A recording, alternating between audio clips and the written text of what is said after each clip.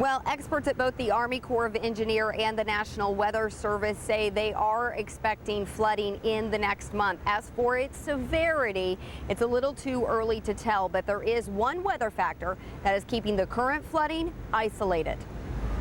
Devastation is one word used to describe the flood of '93. Businesses, homes, and roads gone, completely covered with water. Recent flood stages and heavy rains have people concerned it'll happen again.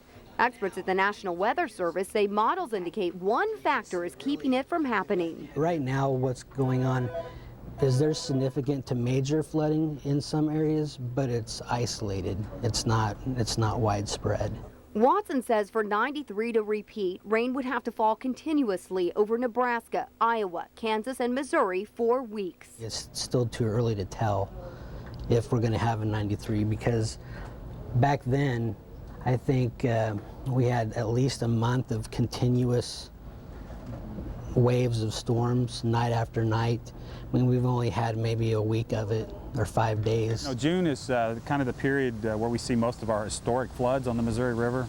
So we're right in that period when we're watching it with a critical eye. The Army Corps of Engineers is also watching rainfall and flood levels closely.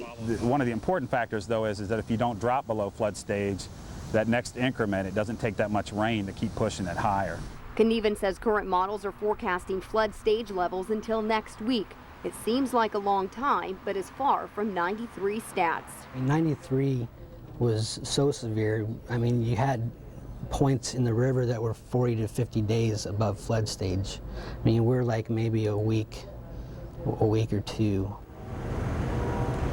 Now, the National Weather Service says that another difference between '93 and now is the Kansas River is not near flood levels. One of the reasons is that widespread versus isolated is helping keep it low.